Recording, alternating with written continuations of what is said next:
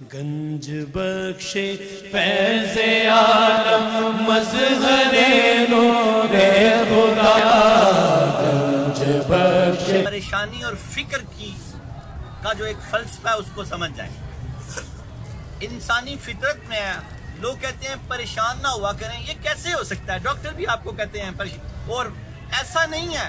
طریقہ کیا ہے؟ ہم نے پریشانی کو فکر میں بدلنا ہے. چیز ایک ہی ہے. سید حجویر فرماتے ہیں اگر کوئی شخص سارا دن فاقہ رہے اور نیت نہ کی ہو روزے کی تو وہ کسی ثواب کا حقدار نہیں ہوگا. اگر وہ نیت کر لے کہ میں نے اس کے لیے روزہ رکھا تو وہ مقرب بین میں شامل ہو جائے گا. پریشانی انسانی فطرت کے اندر گوند دی گئی ہے.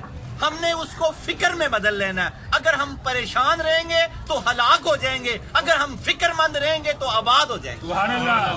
ایک چھوٹا سا فلسفہ جو صوفیہ نے دیا مقرب ہو جائیں گے. پریشانی اور فکر میں فرق ہے. فکر کیا کہ اگر کسی کام میں کوئی کمی بیشی ہو گئی ہے تو فکر کیا کہ لگتا میرے اعمال میں کوئی کمی ہے, اس کا نتیجہ صحیح نہیں آیا. اپنے اعمال کو صحیح کریں گے تو اگلی بار اسی کام کا نتیجہ صحیح آ جائے گا. اور پریشانی کیا کہ میرے ساتھ اللہ نے کیا کیا ہے, میں ہی نظر آیا تھا اس کو. لا حول ولا قوت الا باللہ. اس سے ہم کیا ہو جائیں گے؟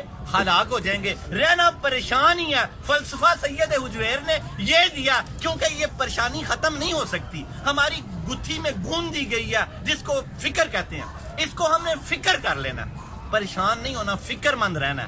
جب فکر مند رہیں گے تو اللہ کی معرفت پا جائیں گے. پریشان رہیں گے تو پھر ہلاک ہو جائیں گے. پریشانی شیطان کی نماز ہے اور فکر اللہ کی عبادت ہے.